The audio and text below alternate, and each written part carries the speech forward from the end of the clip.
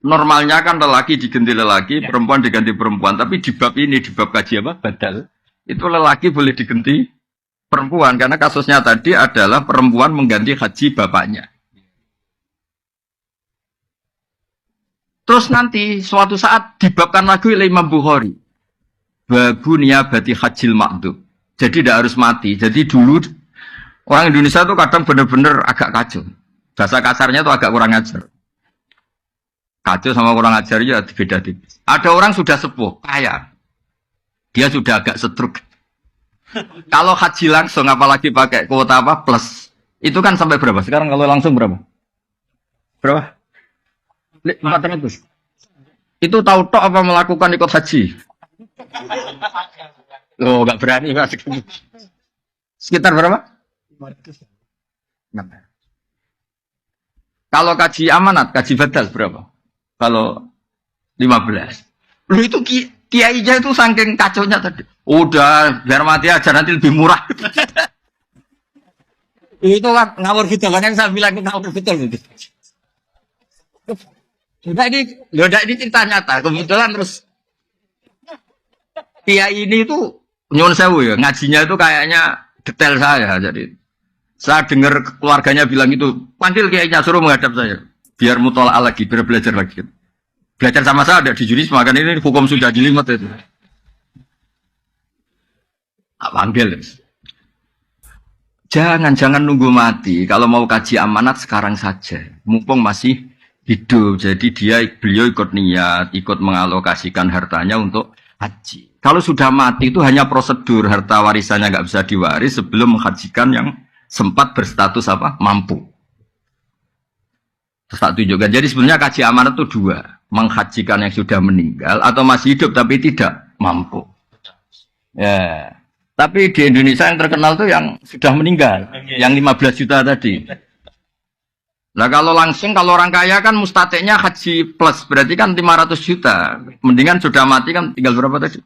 15. Udah itu dijawab itu anaknya senengnya Masya Allah, karena dari 500 menjadi 15.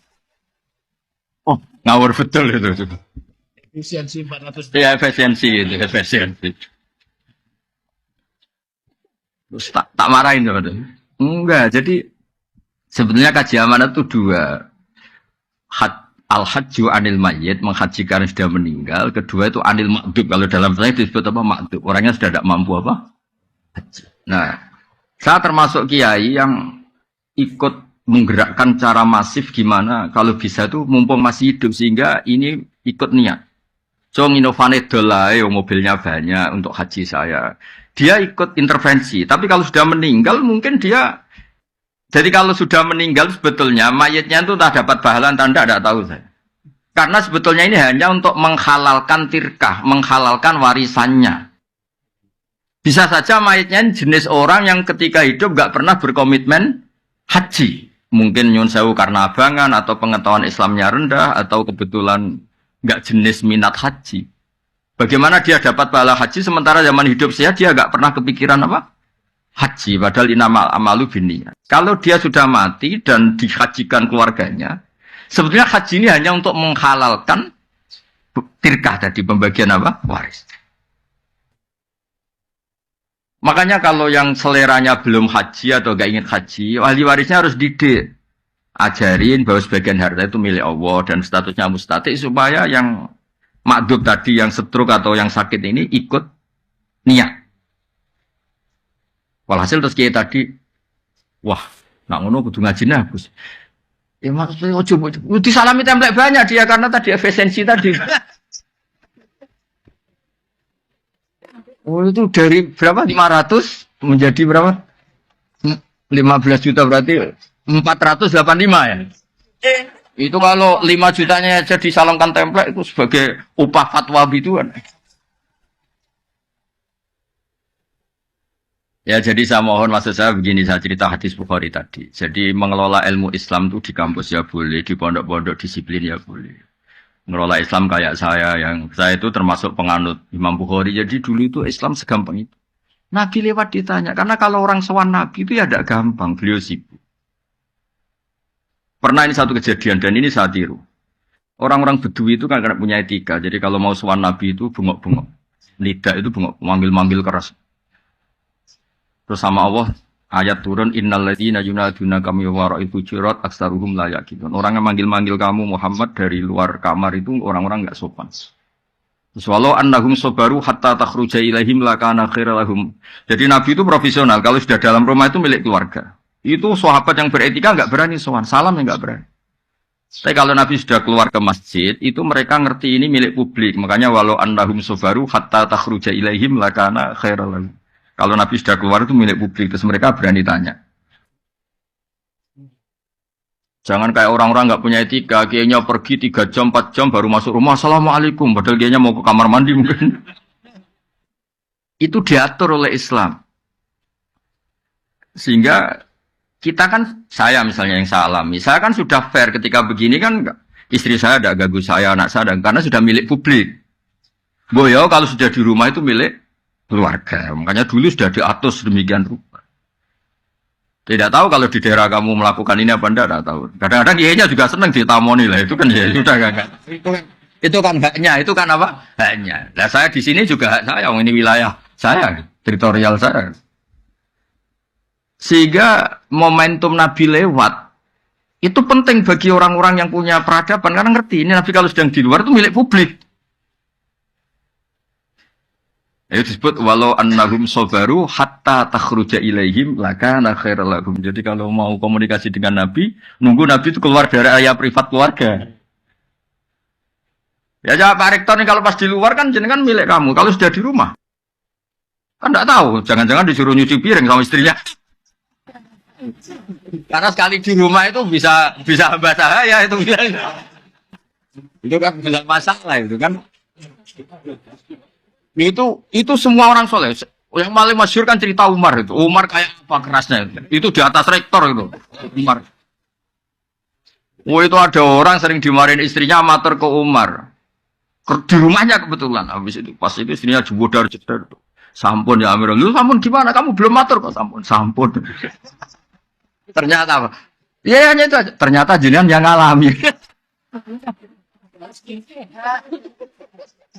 Ya makanya kalau rektor di rumah jangan ada yang main ke sana. Itu wilayah-wilayah privat itu. Sama masalah besar itu wah. Apalagi pas dimarahin di video wah.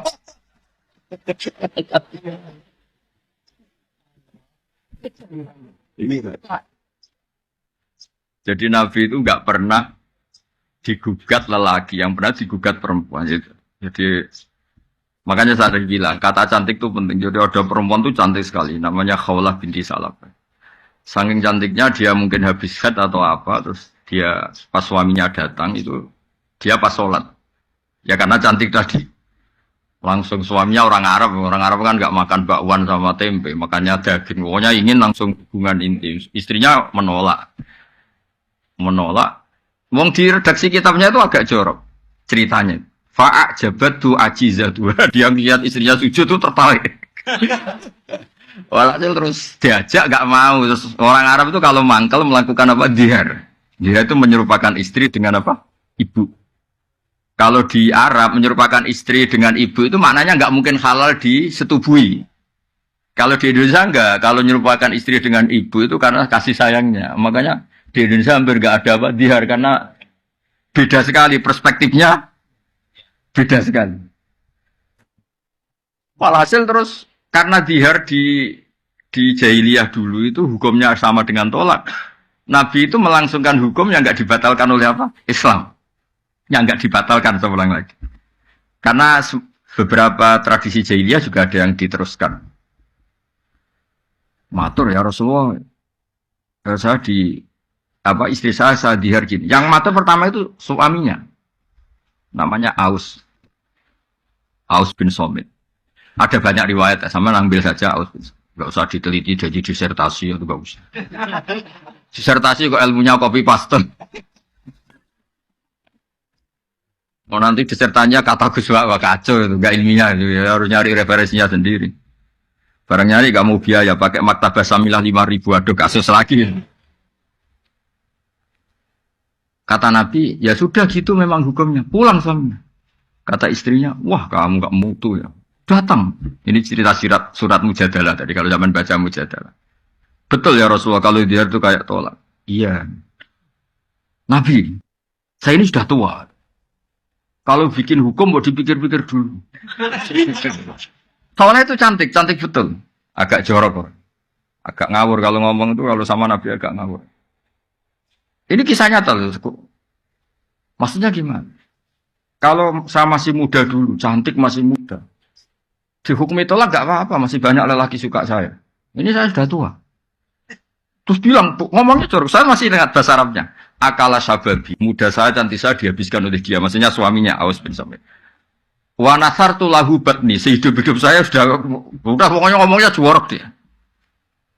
Sudah pas tua gini, sudah tidak cantik, sudah gembrot, sudah ini itu, ada digar yang kayak tolak. Tadi kata Nabi, ya hingga detik ini belum ada pembaharuan hukum, belum ada itu. Masih begitu kata Nabi. Kalau begitu terus, engkau saya laporkan Allah Ta'ala. Oh itu kalau gak perempuan tidak bisa. Woi. Tapi gara-gara itu Nabi itu kelihatan Nabi. Memang kadang-kadang eksiden itu berkah.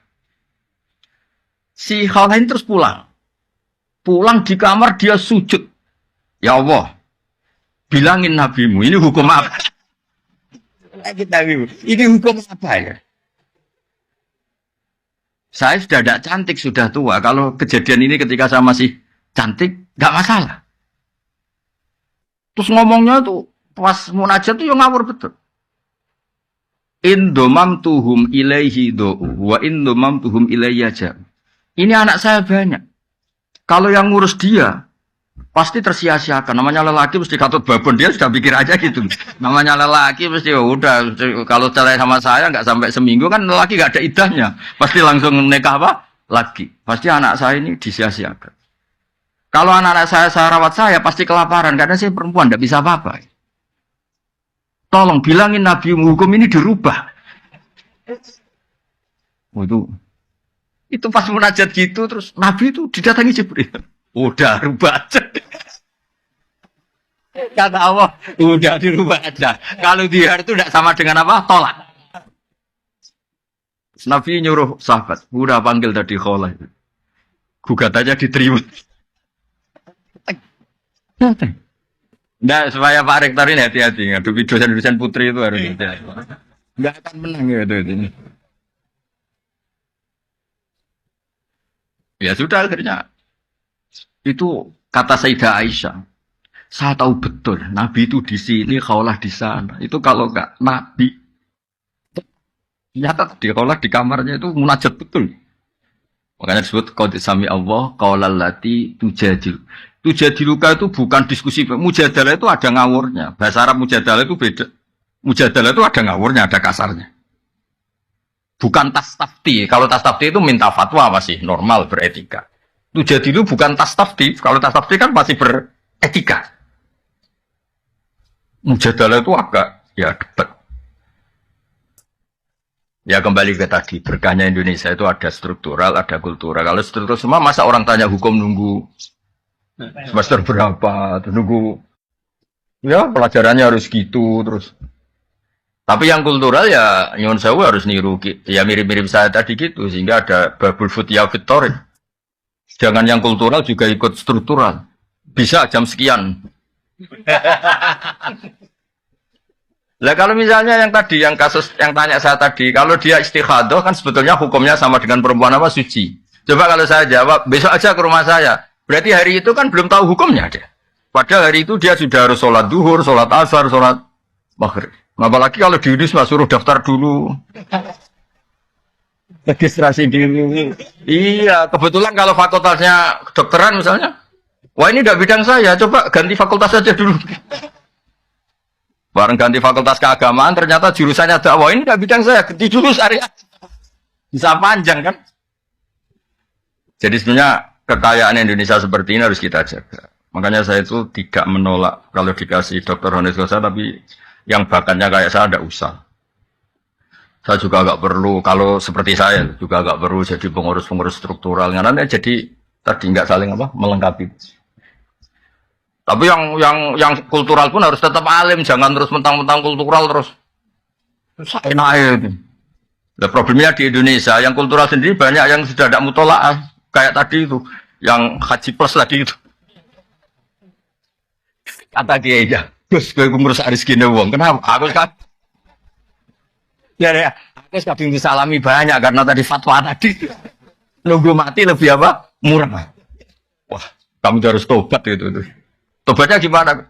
Sebagian salam template ada masjid separuh, tapi itu rontok dosa gede kan. Ternyata takut dia. Takut juga sama masuk neraka dia. Ya jadi ini mukadimah saja, tapi sebetulnya dulu itu Nabi ketika sugeng, ketika hidup itu ceria. Makanya sahabat kalau Nabi sudah di luar, di Sufah itu. Sahabat juga cerita-cerita zaman jahiliyah, cerita anak-anak tuh perempuan agak nakal itu. Dulu juga sebagian tidak akabiru sahabat itu kenal gini-gini. Terus sahabat tertawa-tawa ngenang zaman jahiliyah. Terus Nabi tanya, kenapa mereka tuh tertawa? Ya sahabat kebanyakan, enggak yang akabiru sahabat. Oh itu Nabi ingat gini-gini. Itu kenangannya sahabat itu. Fayat haku mimma nathak. Nabi itu tertawa dari apa yang kita bisa bikin apa? Tertawa. Intinya ya ceria. Ya. Sehingga makanya Nabi itu kadang tanya hal-hal yang menurut etika Jawa itu enggak etis. Tapi Nabi tanya. Ada orang namanya Handolah. Orang mati syahid harusnya kan enggak usah dimandikan. Ini Handolah ini mati syahid tapi malaikat sibuk memandikan. Nabi kan jengkel karena prosedurnya fikih kan enggak perlu dimandikan. Akhirnya gimana ini Alhamdulillah itu akhirnya melihat malaikat sibuk mandi kan Nabi kan ini gimana ini malaikatnya ini fikihnya gimana kan harusnya. Akhirnya Nabi itu tanya istrinya, kenapa tadi suami kamu kok sibuk malaikat apa memandikan? Oh itu Nabi pas ada pengumuman perang tuh pas sama saya, terus beliau gak sempat mandi langsung lari.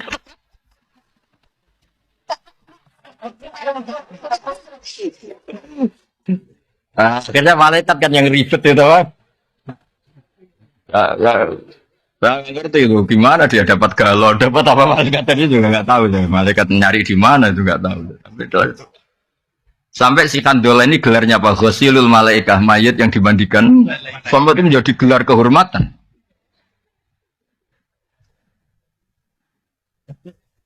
Jadi cerita yang kultural. Ada lagi sahabat yang dipanggil Nabi malah lari, dipanggil malah. Ini cerita orang Arab. Bertanya, kenapa engkau lari saya panggil? Nabi, saya tadi pas sama istri saya, jadi saya masih junub. Kalau ketemu engkau saya malu, karena saya belum suci, belum mandi besar. Kata Nabi, innal mu'min tohirun. Kalau sekedar ketemu ya enggak apa-apa, yang enggak boleh itu sholat. Kalau ketemu saya juga enggak. Mati panggil sama lari. Untung enggak ada sungai berantas, kalau cemplung repot. Artinya gini, dulu itu ini cerita ya.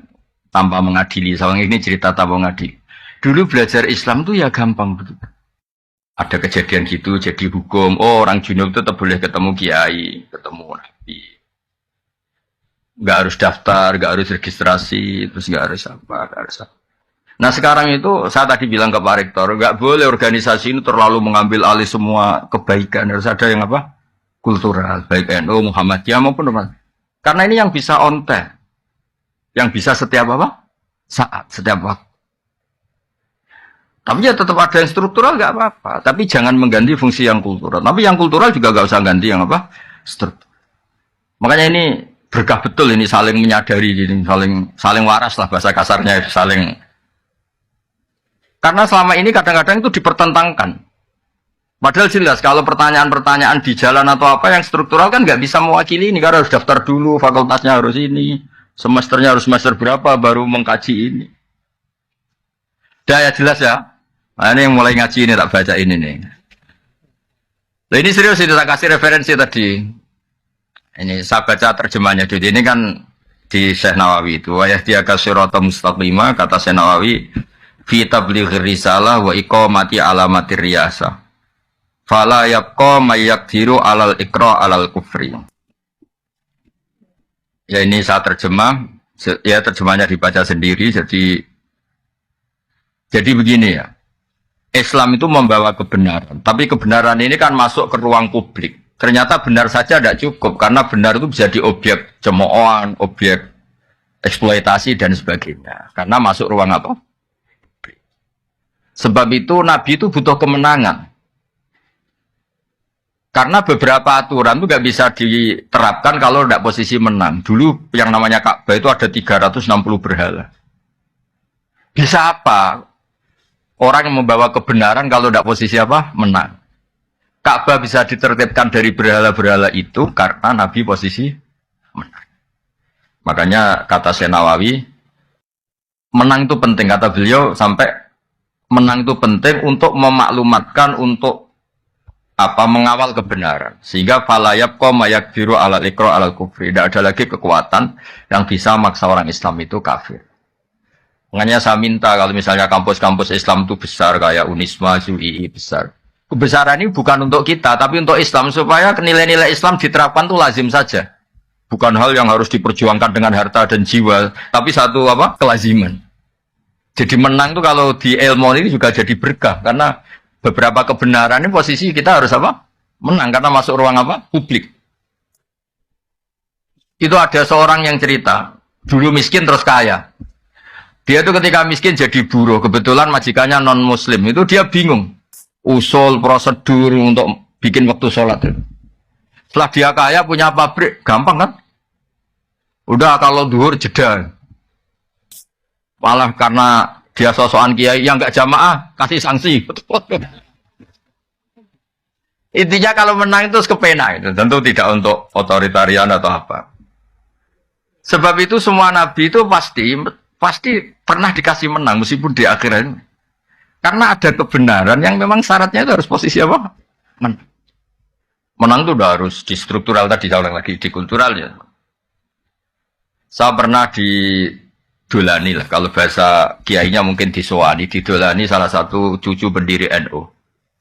Orangnya sudah sepuh. Saya cerita, kalau masyarakat di Indonesia itu semuanya sholat, semuanya anti zina, anti merkosa, anti kriminal. Nanti nilai bersama itu juga jadi ukuran calon presiden, calon bupati, gubernur. Karena satu masyarakat yang biasa sholat, biasa anti asusila, biasa anti perkosaan, pasti nggak akan milih bupati yang nggak sholat, bupati yang pernah kasus asusila atau apa. Jika nilai ini bisa menekan satu aturan, akhirnya kebenaran menjadi pemimpin, jadi panglima. Itu yang diinginkan orang-orang soleh dulu. Jadi kebenaran itu sebetulnya dengan tanda kutip bisa dipaksakan lewat kultural. Kalau nilai-nilai ini disepakati, kan pasti yang tidak seperti itu tidak dipilih kan? Karena nilai ini jadi konsensus. Makanya Quran ngakui wa'mur bil urfi, terus jadi kaidah pakai al-adat muhakkamah, al-adat muhakkam. Begitu juga di kampus. Ada aturan bersama, rektor itu begini, sholatnya sregep, beretika, tidak punya kasus ini. Jika nanti pemilihan juga berdasar itu, yang jadi juga berdasar kriteria itu. Dan kita bersyukur di Indonesia itu, karena yang dianggap mungkar oleh agama juga dianggap mungkar menurut kepolisian, menurut kejaksaan, kayak korupsi, asusila, pemerkosaan, pembunuhan, narkoba. Yang mungkar menurut agama juga pidana menurut negara. Dan itu berkah. Tapi negara itu kekuatannya sampai kapan? Ya sampai kultur ini jalan. Kalau kultur ini tidak jalan, kayak misalnya orang Kolombia, itu narkoba itu sudah seperti itu. Makanya ya negara itu bisa mayungi ini selagi kulturalnya masih seperti itu. Ya makanya tadi kita harus menang baik secara struktural maupun secara itu dengan cara-cara yang tetap berkemanusiaan. Ya, itu yang kenapa ada surat Fatah sampai Nabi ngendikan ketika surat ini turun, kata Nabi, unsilat aliyya suratun lahiya ahabbu ilayya minad dunya wa ma fiha. Saya ini dituruni surat yang lebih saya cintai ketimbang dunia seisinya, yaitu surat Fatah, surat kemenangan. Ya makanya Syekh Nawawi ngendikan menang fi tablighi risalah wa iqamati alamati riyasa fala yabqa ma yaqdiru alal iqra alal kufr. Ya jadi kemenangan kita ini untuk itu. Terus saya teruskan lagi, ada lagi di Sahih Muslim, al-mu'minu al-qawiyyu khairun wa habbu ila Allah minal mu'minid dhaif. Ya kita-kita yang jadi tokoh itu harus menjadi orang mukmin yang kuat. Jangan kalah oleh zaman, jangan kalah oleh macam-macam. Wa fi kullin khairun ikhris ala ma yanfa'uka wasta'in billah wa la ta'jas. Wa in asabaka syai'un fala taqul anni fa'altu kadza wa kadza walakin qul qaddara wa ma syaa. Fa inna law taftahu amala syaitan. Ya, saya ulang lagi. Mukmin yang kuat itu lebih baik ketimbang mukmin yang lemah. Karena berkahnya kuat itu bisa menghandle sekian masalah. Tapi kalau semua kita ini cemen, misalnya begini ya, kota, entah kota mana saja. Itu katanya kan kota itu banyak maksiat, katanya. Tapi saya ulang lagi, kota itu katanya kan banyak maksiat. Kita boleh suudon ya boleh kusnudon. Mau kusnudon ya kayak goblok, nyatanya ya banyak betul. Mau suudon, agama tidak pernah membolehkan apa? Tapi berkahnya orang-orang baik yang kuat. Masjid tetap banyak, pengajian tetap banyak, komunitas kesalehan tetap banyak. Berkahnya ini banyak ketika orang-orang yang nakal ini ingin tobat, setiap saat itu ada. Di situ ada masjid, ada majelis taklim, ada lembaga-lembaga kebaikan. Coba kalau orang-orang mukmin itu lemah, kemudian menyerah. Wah, gaya masjid di kota, ora payu, akeh maksiat, bikin masjid di kota, bikin itu kan terus selesai semua. Makanya kita butuh al-mukmin al-qawi, butuh orang mukmin yang apa? Kuat. Contoh lagi, di Inggris, di Jerman, saya tuh sering ngaji virtual sama teman-teman yang di Jerman, di mana-mana. Mahasiswa Indonesia di salah satu kampus sana itu kadang jumlahnya hanya 50, 40. Tapi bikin komunitas pengajian. Gara-gara ini jadi komunitas, lama-lama kebutuhan kampus itu disahkan punya apa? Masjid. Akhirnya ketemu mahasiswa muslim yang dari beberapa negara. Terus mereka bikin apa? Komunitas. Ada ngaji, ada ini. Coba kalau mukminnya lemah, masa di negara non-muslim bikin masjid, komunitas saya semuanya non. Butuh orang kuat. Orang kuat itu udah harus otoriter, nggak ada harus. Makanya kata bapak saya kalau didik saya, ada santri atau putranya sendiri, disuruh apa nggak mau, ada yang sepuh, disuruh apa nggak mau karena ada yang sepuh. Kata bapak itu, ikut tawaduk, tambah tanggung jawab gitu. Ya kadang-kadang kan alasannya ini kan wilayahnya rektor, ini wilayahnya kiai, ini wilayahnya orang sepuh. Kata bapak itu tawaduk apa gak tanggung. Ketika seorang muslim dimanapun berada, terus berpikir bikin masjid di kampusnya atau bikin komunitas pengajian, ternyata baik-baik, hanya butuh orang kuat. Saya pernah ya ketemu teman-teman TKI di Korea, itu pertama sholat, itu nunggu jam makan, karena WC di sana, MCK-nya kan luas, dia sholat ketika jam makan. Di WC Terus ketika mereka menunjukkan Islamnya dengan komunitas besar, lama-lama kuat nyewa masjid. Jadi bangunan disewa untuk masjid. Lama-lama setelah uangnya terkumpul, komunitas itu besar, ya bikin masjid. Izinnya padahal mahal. Itu kalau orang-orang tidak bernyali, tidak bisa. Maksud saya ngaji ini supaya jenengan yang di Yunisma itu tambah kuat. Kita kan kultur punya, SDM punya. Masa kalah sama TKI-TKI yang di beberapa negara itu bisa bikin masjid, bisa bikin komunitas. Ya makanya Nabi muji. Dan yang saya senang ini kan ada kata-kata wa habbu ilallah. Bukan sekedar lebih baik, lebih dicintai Allah. Jadi Anda bisa jadi wali lewat jalur jadi orang kuat. Ya kan disebut dicintai Allah itu artinya kan wali. Khairun wa ahabbu ilallah. Ya, terus ini yang terakhir ini saya termasuk sering ngaji, sering berpolemik di bab ini, tapi saya pastikan fatwa saya ini benar. Ya itu yang di Fathul Mu'in itu. Jadi begini saya gambarkan ya. Dulu sebelum ada NU berdiri itu kan Mbah Wahab sudah bikin namanya Taswirul Afkar, apa? Taswirul Afkar. Cara pandang, logika yang itu penting Bang, cara pandang. Misalnya gini. Ya contoh gampang kalau di Indonesia misalnya MUI lah yang resmi negara. Di satu daerah itu ada kandidat ketua MUI. Atau misalnya enggak MUI kepala desa lah. Kalau yang jadi si A ini jadi kacau kampung ini. Karena dia suka judol, suka judi online, suka. Kalau yang jadi kamu karena alumni Yunisma itu soleh lah. Soleh memaksakan, soleh asli, soleh. Sehingga kalau yang jadi lurah itu kamu itu kan orientasinya mungkin ini baldatun thayyibatun. Sudah yang ngaji-ngaji aja gak apa-apa. Ya. Maka orang ini yang soleh ini, kalau saingannya ini orang-orang nyun sewu yang batil, yang soleh ini wajib memaksakan jadi lurah. Meskipun untuk menjadi karena situ sudah politik uang harus bayar. Ini jelas kata Mu'in, wa man ta'ayyana fi nakhiyatin lazimahu qabuluhu wa kadza talabu walau bibadli malin. Ya walau bibadli malin. Yaitu yang bawah itu. Wa kada tolabuhu walau bibadli mali. Wa in khofa min nafsihi al-maila. Itu saya terjemah. Jika kamu kredibel dan hanya kamu yang sesuai syariat, maka kamu harus menjadi pemimpin meskipun dengan cara mengeluarkan biaya. Dan meskipun atas nama manusia kamu takut terjerembab dan jatuh pada hal-hal yang negatif. Karena tadi, ketika yang jadi lurah itu kamu, orientasinya kan gimana kampung ini mau sholat, di mana kampung ini nyon sewu gak ada prostitusi, gak ada narkoba. Ada. Orientasi kamu kan islah, membuat masyarakat ini baik. Maka kamu ini harus mengeluarkan biaya. Saya pernah ditanya, Gus itu apa tidak suap? Yang dikatakan suap itu pembiayaan yang hak jadi batil, yang batil jadi hak. Ini kan enggak membiayai hak menjadi hak. Ya membiayai hak menjadi hak. Makanya saya pernah ditanya, Gus kalau pilkades itu itu kan kalau yang enggak mengeluarkan uang kalah. Katanya mengeluarkan uang itu tidak soleh karena nyuap. Saya bilang, kalau kandidat lainnya itu tidak soleh, kamu mengeluarkan uang nggak apa-apa. Paling Allah kalau kamu soleh, Allah akan bilang, kamu itu dermawan. Kalau kamu soleh ya. Makanya ada yang tanya, orang Arab itu kadang sumpah ilah itu sumpah nggak akan ngumpuli istrinya 4 bulan. Kata Kijau, kok kuat Gus? Orang Arab kan istrinya 4. Jadi punya alternatif kalau di Jawa ya. Pembala wa bilang minkum itu. Makanya kadang-kadang adat Arab sama Jawa itu beda. Di Arab itu mahar itu mahal. Ini ibu-ibu gak boleh niru orang Arab. Mahar itu apa? Mahal.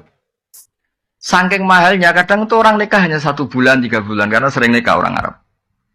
Karena mahar itu mahal, misalnya 1 miliar, 200 juta, 3 mahar itu mahal. Kalau di Indonesia kan seperangkat alat sholat. Saya itu sering nikahkan tuh sampai bosan, yang namanya seperangkat alat apa? Nah itu sama Allah sampai dibilang gini, ini sama Allah, sama dibilang gini. Kalau kamu punya istri dan kamu ceraikan, fala ta'khudhu minhu syai'a, mahar yang sudah kamu kasihkan jangan ditarik kembali. Karena butuh pelarangan, karena jumlahnya besar itu butuh pelarangan. Fala ta'khudhu minhu syai'a, mahar yang sudah kamu berikan jangan ditarik lagi karena jumlahnya ratusan juta. Kalau di Jawa gak usah dilarang, tidak akan diambil lagi. Karena seperangkat alat sholat. Nah itu kalau cerainya sudah setahun kan sudah lusuh. Makanya Mbah Mun tuh sering bilang, iki fikih Arab. Artinya gini, teori itu gak kebayang di Jawa itu ada pelarangan gak boleh ngambil, gak usah dilarang juga gak ngambil. Kalau di Arab dulu itu ada sahabat nikah itu maharnya itu kebun kurma luas sekali. Makanya orang Arab sekali nikah itu ya terus istrinya tuh tenang hidupnya, nggak kayak dinikahi dosen Unisba itu wah. Ya. Apa itu? Nggak jelas sih itu. Ini betul itu. Pernah dengar atau istilah khulu itu? Khulu itu seorang istri mengakati suaminya supaya mau menceraikan. Tapi si istri bayar. Itu di Arab mungkin. Jadi singkat cerita ini dikasih 1 kebun kurma luas. Istrinya nggak seneng karena cowoknya ini nggak ganteng, nggak menarik. Soalnya melihat suaminya itu bawaannya kayak melihat gerduo, nggak seneng. Kan ada orang-orang yang ini juga musibah itu kan ada orang itu kan nggak tahu lahirnya kenapa itu kata itu. Mau dibarengi apa nggak tahu. Kalau dukun mesti ngerti ini karena salah tanggal lahir mungkin. Itu kata pertama ada ayat khulu itu tadi. Kalau kamu minta diceraikan ya bayar mahar yang sudah kamu terima kembalikan lagi. Itu sampai ada ayat fala junaha alaihi terus fima tadbi. Napa fima tadbi. Kalau di Indonesia ya tidak mungkin. Khulu coba mahar yang sudah saya kasihkan saya lagi dikasihkan seperangkat alat. Ya selusuh lagi itu kan. Jadi kadang-kadang perasaan fikih Arab sama Jawa itu beda. Makanya saya pernah tanya santri, Gus kok zaujatu abika nggak boleh menikahi istri bapak kamu? Ya ada kepikiran nikah lah Gus, itu kan ibu saya kata. Oh dasar dia Jawa kata saya itu. Di Arab itu ada ummuka, ada zaujatu abika.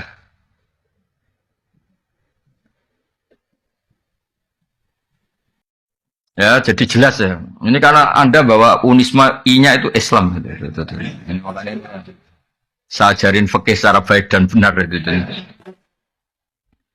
Ya, jadi saya senang sekali karena ini bertemunya tadi struktural sama kultural. Saya tidak hanya mencintai NU, ya saya juga mencintai Muhammadiyah. Semua ormas yang sehat di Indonesia formal itu saya mencintai. Soal kultur NU ya NU karena kita pesan. Tapi tetap kultur itu harus di atas struktural. Karena tadi struktural itu untuk menjaga stabilitas dengan konstituen yang kaitannya negara. Tapi kalau kultural itu setiap saat, setiap waktu. Orang kan nggak mungkin tanya pengurus PBNU, pengurus wilayah. Tanyanya kan sama kiai setempat meskipun nggak punya jabatan apa? Struktural. Ini harus diuri-uri struktural ini. Jangan kok, tapi kadang-kadang yang struktural ya mangkel, yang kultural juga mangkel loh, terus hasut terus itu. Karena dia nggak dapat fasilitas mobil cabang NU mana gitu. Kalau yang pengurus struktural kan ngalor ngidul bawa apa? Mobil itu bisa diding-diding ngatur-ngatur. Kadang-kadang yang kultural itu ya drengki terus. Lah saya ini kan kebetulan saya pribadi kebetulan kan yang kultural yang keramat jadi nggak perlu iri gitu karena saya punya mobil, punya umat, punya komunitas. Yang enggak itu kan bisa hasutan yang jalan itu. Terus saya bilang, gue sekere raih kelas malan rokok. Gue nak wis kere menisan apa? Ikhlas. Jadi kalah dunia menang akhirat kata saya. Jangan kalah dunia kalah akhirat gitu. Terus uya Gus astagfirullah. Astagfirullah terlambat kata saya gitu. Karena tadi berkahnya kultural itu orang bisa tanya setiap. Ini yang terakhir saya contohkan masalah istikhadah.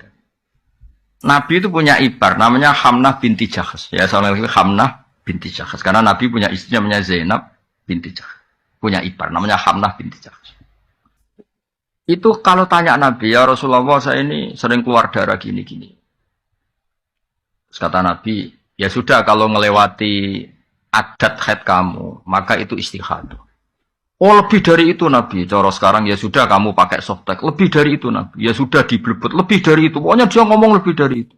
Saking kuatnya darah yang keluar. Itu Nabi yang menjawab. Jadi yang nggak diketahui nyun sewu kiai yang etis, yang ngomong etika terus, itu sebetulnya nggak pas juga di bab-bab fikih. Hal yang paling pribadi, paling nggak pantas itu dulu Nabi itu kalamin itu. Maksudnya saya ini agak nyindir rektor tuh enak. Di ruang tertutup, kalau mau ketemu aja ngelewati berapa bah. Waduh. Itu nemuin Nabi sama rektor gampang nemuin Nabi. Kan?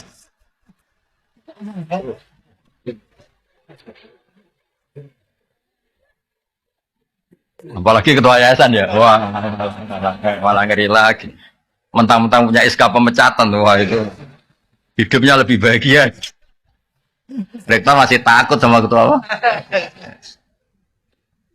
Saya dulu ya janggal loh, kenapa sih orang kok hormat? Ternyata saya pengurus yayasan baru tahu, saya kan biasa ikhlas, jadi kaget kalau ada orang hormat tuh kaget tuh. Makanya saya tahu kenapa istihadah itu rudat ilal adat, dikembalikan adat. Terus kata Nabi, Fatahayyadi sab'ata ayamin au sittata ayamin. Kamu haidnya dihitung 6 atau 7 hari.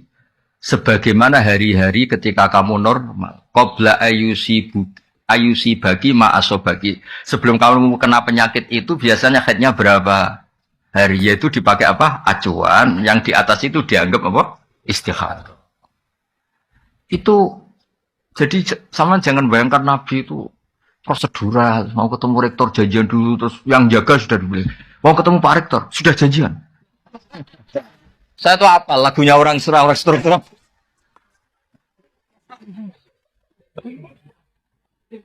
Loh, tapi kalau sama saya enak aja. Kemarin di Fuad itu cerita 4 hari yang lalu. Gus, itu Mas mau ada ngaji itu Unisma tanggal 20. Saya tuh tidak bantah. Pokoknya kalau saya pas nganggur ya saya ngajar. Saya cuma profesional nyiapkan makalah. Saya ini memang pengagum ilmu. Saya tidak pernah ngaji seenaknya, nggak pernah saya. Tapi kalau tanggalnya saya bilang kalau ditakdir saya pas di rumah tak ujar, kalau enggak apa-apa. Pikiran saya sederhana. Mereka ngecewakan saya, tidak akan saya kualat kata saya. Saya tuh kadang-kadang diundang pengajian tuh tersinggung tuh begitu. Masa ya kita ini kan manusia ya, punya aktivitas, punya waktu, punya kegiatan, itu yang ngundang. Harinya dia yang menentukan, jamnya yang menentukan. Kadang Jumawa, sak temanya dia yang menentukan. Jadi, wah, hanya mentang-mentang kadang-kadang iso nyangoni siapa itu. Wah, sangat tidak berakhlak tuh menurut saya itu. Ya, saya bikin analogi itu begini, tapi tidak semua kiai harus kayak saya. Saya tok aja yang begini, ngawur-ngawur sedikit. Itu kan ibarat gini, saya ini misalnya dokter. Ada perempuan cantik, engkek itu. Gus, saya ini punya penyakit kulit, tolong diobatin. Padahal saya tahu penyakit parahnya dia itu jantung. Tapi karena dia agak ngerti apa yang bahaya pada dirinya, yang penting ngerawat muka. Paham ya maksud? Nah orang Islam sekarang itu begitu. Fardu ainnya nggak tahu, tanya fardu kifayah. Kadang tanya sunat. Ada orang lakukan fardu aja tidak bisa tanya gini. Gus, gimana tahajud saya supaya dekat Allah? Sunat fardu nera bener tak kok tahajud itu kayak orang tanya kecantikan padahal punya penyakit apa? Jantung. Makanya saya kalau pengajian ada temanya, saya mesti nggak terima. Memangnya tema itu kebutuhan Anda kata saya. Yang tahu penyakit Anda itu kiai seperti tadi. Yang tahu penyakit pasien itu dokter. Malah dokter diajarin, dok, ini wajah saya gini gimana? Padahal dia punya penyakit apa? Jantung. Jadi memang harus ada kiai-kiai yang agak ngawur kayak saya supaya agak tertib itu. Dunia ini agak tertib ini. Juga kadang-kadang, ya betul, saya tuh pernah diundang di satu acara. Kebetulan ada yang pernah sepuh. Itu temanya itu gimana hukumnya tahajud berjamaah. Karena masjid daerah saya, Gus, itu ada tahajud berjamaah. Saya terus kiainya suruh soal saya dulu, menghadap saya dulu. Tanya, tanggamu sholatnya fardu wis bener. Dia dereng, Gus. Oh dasar.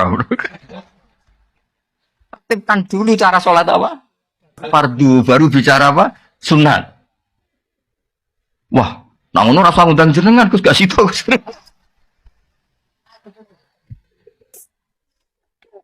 Tapi akhirnya mereka terus sadar. Tak angan-angan bener Gus, fardu bener kok tak kok.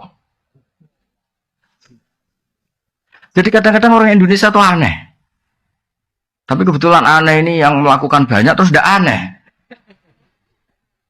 Tapi kita sebagai orang terpelajar itu harus mulai mikir. Gimana supaya kita ini diskusi Islam secara baik dan benar. Yaitu harus takdimul fardi alas sunnah. Harus prioritas itu. Jadi dulu ini ceritain kembali lagi ke tadi. Dulu zaman Nabi itu gampang. Ada orang Bedui tanya, ya Rasulullah, betul engkau Nabi? Itu kalimatnya kasar betul. Antal ladzi tas'umu. Tas'umu itu agak kasar. Kamu yang ngeklaim kalau kamu itu Nabi. Tas'umu itu klaim, bukan takulu. Tas'umu ngomongnya orang Arab. Engkau yang ngeklaim kalau diri kamu Nabi. Kata Nabi, iya. Kata. Betul, Allah nugaskan kamu. Iya, kata Nabi. Nabi masih datar, ya terus. Terus, apa ajaran Tuhan kepada kamu? Ya, kamu harus sholat 5 waktu. Itu tok. Iya. Itu tok lo ya. Iya, kata Nabi. Puasa Ramadan. Itu tok lo ya. Iya, kata Nabi. Zakat. Ya, yang wajib ya, semuanya yang pas. Itu di depan Nabi ini yang saya pakai satu. Fawa wala azidu ala dalik wala angkus. Demi Allah saya Islamnya mau pas saja, enggak lebih enggak kurang itu. Terus kata Nabi, mansar rohu ayang zuro ila rojulin min ahli jannah fal yang zurilah hada. Kalau kamu ingin melihat lelaki ahli surga ya orang ini, sing Islamnya pas itu. Makanya itu Imam Nawawi yang ngarang kitab Majmu' Syarahul Muhadzab itu. Kalau ada pendapat yang mengatakan witir itu wajib, saking khusyuknya orang sampai bilang witir itu wajib. Itu kata Imam Nawawi, semua pendapat itu tidak sah dan batal li hadisil a'robi. Kata ada hadis dialeknya orang apa? A'robi. Jelas orang itu tanya, hal aliyah ghairuha ya Rasulullah, pada kewajiban lain di luar sholat 5 waktu itu. Kata Nabi, lah tidak. Kata Imam Nawawi, kalau kamu mau khusyuk saja, tidak usah wajib-wajibkan witir. Kata. Tetap yang wajib hanya sholat 5 waktu. Nah ini enggak tanya fadilahnya jamaah sholat. Kalau tanya malah tak jawab. Sholat fardu itu menurut Imam Ahmad itu jamaah itu syartun fi sihhati sholat, bukan sekedar pahala 25 atau 27. Riwayatnya kan 25 sama 27 sesuai kualitas apa? Jamaahnya. Itu menurut pendapat Imam Ahmad. Sholat jamaah itu syartun fi sihhati sholat. Untuk menjadi sholat sah itu harus berjamaah. Makanya alhamdulillah kita Syafi'i. Kalau Ahmad, wah masalah itu kamu. Alasannya masuk akal. Alasannya Imam Ahmad begini. kewajiban itu bisa diukur dengan tingkat digugurkan kalau ada kondisi emergensi darurat. Sholat khauf, sholat ketika perang itu rumit apa enggak? Rumit kan? Ternyata oleh Allah tetap disuruh jamaah. Sampai kaifiahnya susah kan? Ya coba. Wa idza darba li salim antak in khiftum ayu sampai itu ketika kamu sholat wa idza qamtum faltakum ta'ifatun wa ya'khudhu aslifa idza sajadu falyakunu miwaraikum tuswal tati ta'ifatun ukhra falyusol. Wah pokoke walhasil kaifiahnya tuh ruwetnya itu gantian. Dan itu tetap jamaah. Jadi kalau ada yang sujud, ada yang tetap berdiri jaga musuh. Kalau ada ini sudah berdiri, gantian itu yang sujud. Lam yusallu ma'aka fal wal kayak. Terus kata Imam Ahmad, kalau se-emergensi itu saja jamaah tidak digugurkan, maka apalagi kondisi normal. Kamu menang semua tuh, masuk akal pendapat Imam Ahmad tuh. Tapi Imam Syafi'i itu berkah di Indonesia. Karena kadang-kadang orang nggak mau jamaah itu bukan menolak jamaahnya, gak seneng imamnya. Wes, karena gue seneng, karena imamnya gue seneng wes.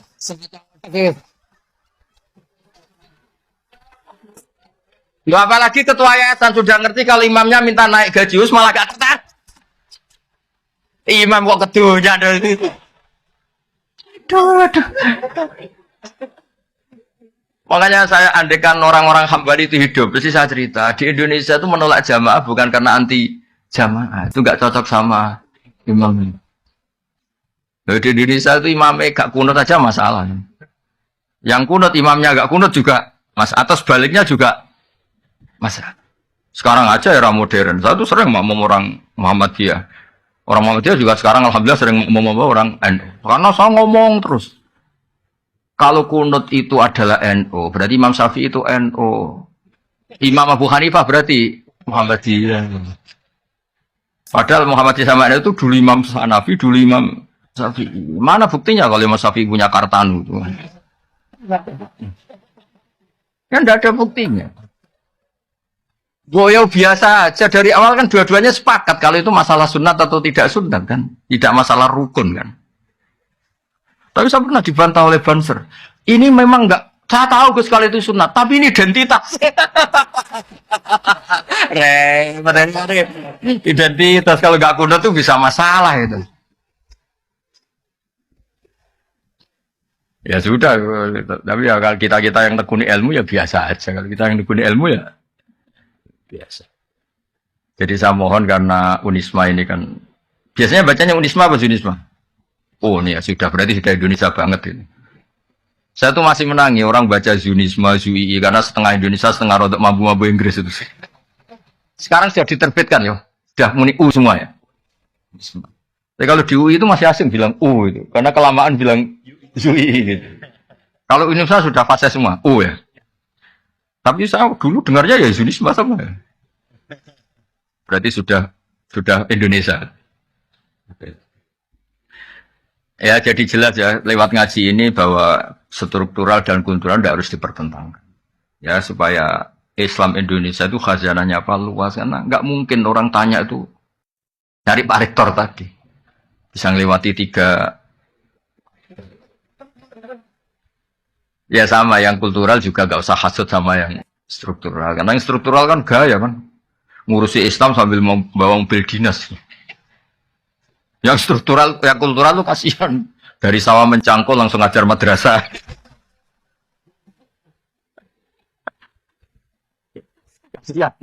Muridnya 8, kadang hadir hanya 2. Nakal.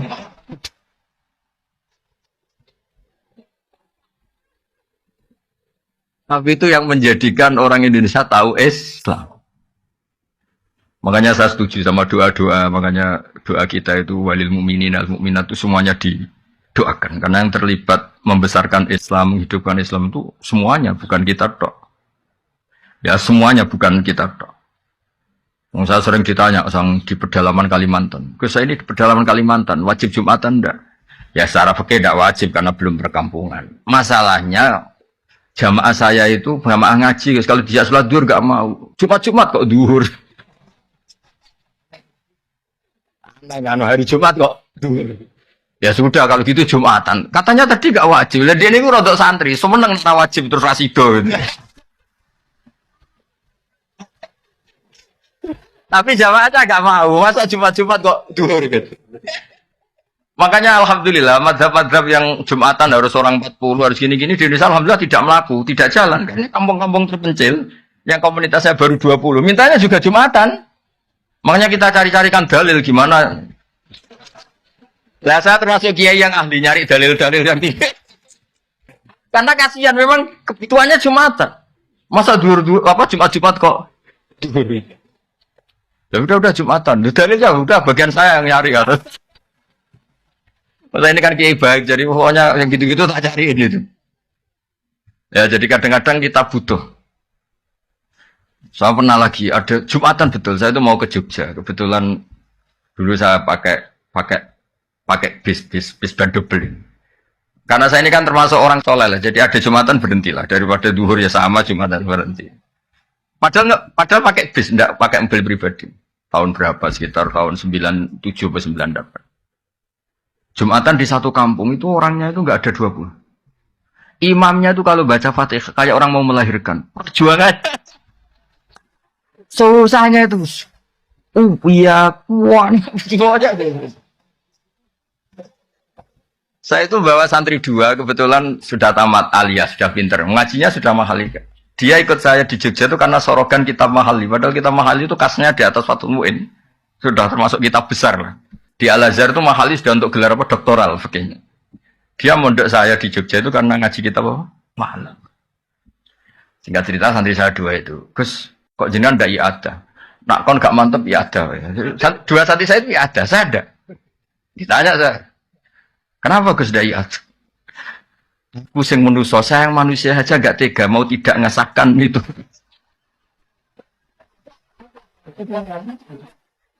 Apalagi Allah yang Rahman Rahim. Melihat perjuangannya di situ kayaknya pasti sah. Saya ditanya, ini pakai apa? Ya pakai husnudzon kata saya. Padahal sebetulnya saya itu punya madhab-madhab Hanafi untuk mengesahkan yang seperti itu. Tapi saya tetap guyon ini fikih husnudzon. Karena kalau saya ada itu kan semi suudzon, kalau sholat itu enggak sah. Jadi kamu itu benar secara fikih, tapi nanti dihisab karena suudzon. Karena kamu sampai ada itu menganggap itu tidak sah. Lah saya ini husnudzon tapi agak-agak enggak syafi'i karena sebetulnya memang secara syafi'i harus ada. Saya kali ini agak-agak Hanafi kata saya. Tapi demi menghormati perjuangan tadi. Saya bilang tadi, saya yang manusia saja enggak mentolo mau tidak ngesahkan melihat perjuangannya gitu. Apalagi Allah yang Rahman Rahim. Maksud saya cerita ini supaya yang jadi apa ya tokoh lah di masyarakat bacanya banyak. Kayak saya itu ya baca kitab Mizan Kubro, baca kitab-kitab khilaf-khilaf. Bukan untuk tatabbu rukhas mencari yang gampang. Kita ini punya umat banyak dan sebagian memang nggak ngerti apa. Kalau kita bilang-bilang nggak sah terus itu kan kasihan. Ya kan orang awam tuh kalau mau ruko ada noto sarongnya itu, kamu itu 3 kali itu nggak sah, kan jadi ribet. Semangat ya muni rasa itu kan. Buat ngaji itu yang luas itu sehingga bacaannya banyak. Makanya saya tuh ngadepi orang Junisme apa tenang saja. Bukan karena cuma bukan. Itu aja Cina ini akeh aku dari tenang. Ini bukan urusan sombong, tapi urusan profesional, apa? Supaya jelas itu, apa? Aturan mainnya tuh jelas. Jadi nggak boleh orang itu. Ya bener bapak tadi kalau nasihati saya. Iku tawaduk ora tanggung. Itu bapak saya. Jadi kalau ada orang alim kok tidak ngajar atau mau apa sungkan. Itu tawaduk bukan tanggung. Jadi karena bedanya tipis ya. Ada kejadian kebalikannya orang sudah sopo imami aja dibopong, diangkat. Alasannya beliau itu istiqomah. Alasannya karena mulai muda sampai tua itu jadi imam masjid. Itu berhentinya jadi imam masjid. Padahal dibopong. Kalau mau khutbah itu dibopong, diangkat 2 orang, 3 orang ke mihrab. Marinya itu dia berhenti dari masjid itu digojol bapak. Iku istiqomah atau mau digenti. Terus sama bapak digojol. alumni pondok Didi nganggur gara-gara kiai-kiai kok jenengan. Maksudnya agak ada regenerasi. Itu kan beda tipis antara istiqomah sama gak mau. Jadi makanya dunia itu harus ada diskusi. Ternyata tawaduk sama gak tanggung jawab itu ya tipis. Istiqomah sama gak mau diganti itu ya. Ya nggak mawon nanti diskusi sakadare, tanya jawab sakadare. Yang penting aja ibu-ibu, ibu-ibu tanya rektornya saja nanti. Ya, assalamualaikum warahmatullahi wabarakatuh. Dua aja ya. Dua aja kalau gitu. Monggo. Ya ini yang 3 Gus yang angkat tangan. Oke, monggo berurutan mawon. Pak Afif, Gus Torek sama Pak Afif.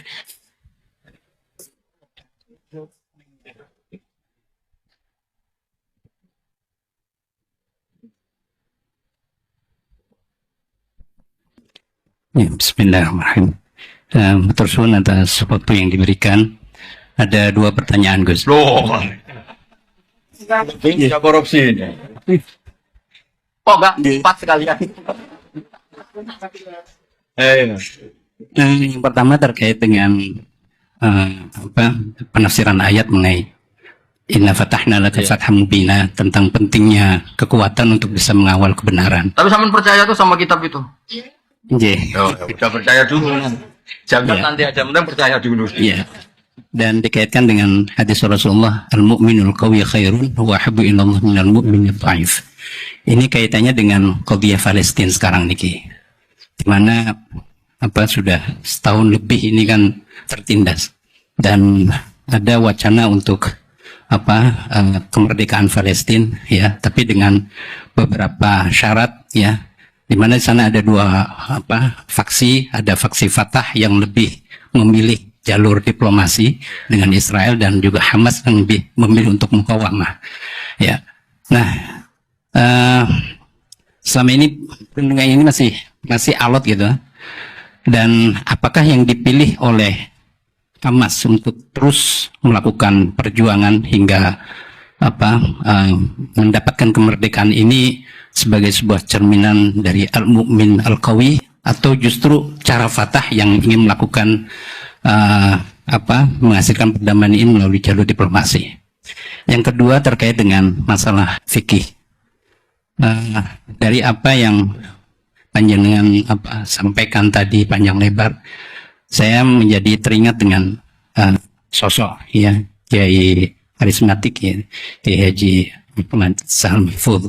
Beliau dikenal dengan fikih sosialnya. Dan tadi kalau berbicara dengan sebab nuzul mengenai surah Mujadilah itu kan menarik sekali ya. Jadi ada semacam perubahan ya hukum ya, yang dari awalnya itu tidak boleh menjadi boleh ya. Nah, kalau kita kaitkan dengan fenomena sekarang ini, kita juga mengenal ada yang disebut dengan fikih progresif ya. Jadi apakah memungkinkan ya dengan kondisi real di masyarakat sekarang ini, ketetapan-ketetapan hukum itu yang sudah ditetapkan dalam Al-Quran bisa berubah ya secara hukum dengan menyesuaikan kondisi di masyarakat? Bukankah tadi dari asbabun nuzul ini ya kemudian ditetapkan dan itu menjadi syariah? Nah, apakah syariah itu sesuatu yang tetap atau memungkinkan untuk bisa berubah dari yang halal menjadi haram ya, misalkan dari yang makruh menjadi dan sebagainya? Saya bisa jadi mahasiswa. Gak mau kalau contoh. Ya, mau terus Gus. 2 pertanyaan kok. Ya. Lanjut. Yang kedua monggo Gus Torek biar berurutan. Assalamualaikum warahmatullahi wabarakatuh. Ini namanya siapa tadi? Afif. Oh, Pak Afif. Afifu atau Afifuddin? Afifullah. Wah. Nggih. Mohon izin Kiai mau bertanya. Awalnya banyak pertanyaan tapi takut dianggap korupsi jadi satu malam, insyaallah. Jelas korupsi itu mau. Karena Universitas Islam Malang itu ada Islamnya, maka biasanya Ngomongnya sama rektor. ada banyak sekali kajian-kajian fikih di dalamnya. Dan dalam kajian fikih kami itu ada kajian fikih as'ilah farodiyah. Jadi segala macam persoalan yang diawali dengan huruf lau, andai gini gitu. Teringat tadi ada kisahnya Hamdolah, kemudian ada yang ini jima dan lain sebagainya. Ada satu soal farodi yang mungkin ini kami butuh pencerahan dari Bapak Kiai. Untuk khayalan kamu. Mboten. Jadi Kanjeng Nabi niku dawuh wa fi bud'i ahadikum shadaqah. Jadi kalau mau sedekah itu enggak harus pakai uang, bahkan memberi nafkah batin kepada istri itu juga termasuk ibadah sedekah, ngoten. Artinya mau ya. Oke. Ada soal farodhi niku ngenten. Itu kan ngasih nafkah batin ke istri kan ibadah. Kemudian mendengarkan rekaman. Kalau istrinya nolak berarti nolak ibadah ya maksudnya. Buatan. Kalau farodinya ngenten Yai. Ngasih ibadah, ngasih nafkah batin kepada istri itu ibadah. Nah, kemudian mendengarkan murotal kaset itu juga ibadah. Kalau saya memberikan nafkah batin sambil mendengarkan murotal,